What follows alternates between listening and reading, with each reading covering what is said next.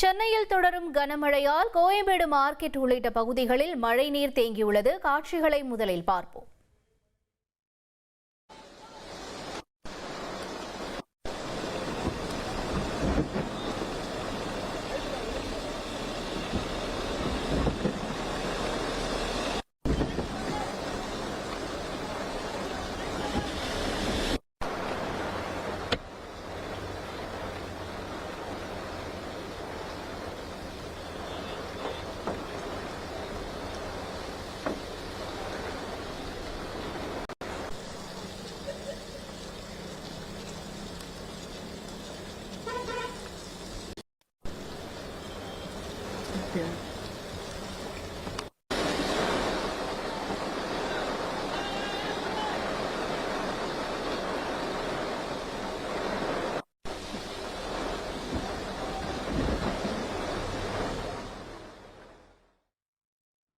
கூடுதல் தகவல்களை செய்தியாளர் சுரேந்தர் வழங்கிட கேட்கலாம். சுரேந்தர், நம்ம கோயம்பேட்டில் தண்ணீர் தேங்கி இருக்கக்கூடிய காட்சிகளை திரையில பார்க்கிறோம்.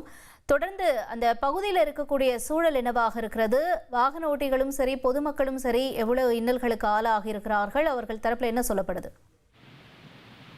டிட்வா புயல் காரணமாக இன்று காலையில் இருந்தே சென்னை புறநகர் பகுதிகளில் கனமழை என்பது சுமார் 9 மணி நேரத்திற்கும் மேலாக விட்டு விட்டு பெய்து வருகிறது. இதனால் குறிப்பாக நம்ம பார்க்கக்கூடிய காட்சிகள் கோயம்பேடு மார்க்கெட் பகுதியில மழைநீர் என்பது தேங்கி நிற்கக்கூடிய காட்சிகள் தான்.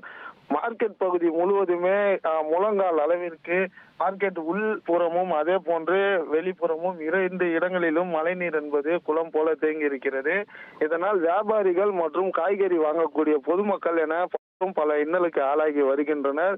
மேலும் அது மட்டுமின்றி தொடர் மழை காரணமாக கோயம்பேடு மெட்ரோ ஸ்டேஷன், அதே போன்று 100 அடி சாலை, அரும்பாக்கம் செல்லக்கூடிய பிரதான சாலை உள்ளிட்ட பகுதிகளிலும் மழைநீர் என்பது குளம் போல தேங்கி காட்சியளிக்கிறது. இதனால் அவ்வழியாக பயணிக்கக்கூடிய வாகன ஓட்டிகளும் மிகுந்த சிரமத்திற்கு உள்ளாகி வருகின்றனர்.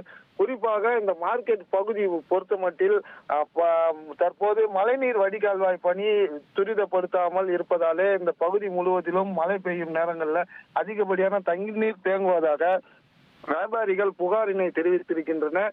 எனவே சம்பந்தப்பட்ட எம்எம்சி நிர்வாகம், அதே போன்று சிஎம்டிஏ நிர்வாகம் முறையிட்டு மழைநீர் கால்வாயை முறைப்படுத்தி தண்ணீர் தேங்காதவாறு நடவடிக்கை எடுக்க வேண்டும் எனவும், இதனால் வியாபாரிகளுக்கு நோய் தொற்று பரவுவதாகவும் புகாரை தெரிவித்திருக்கின்றனர்.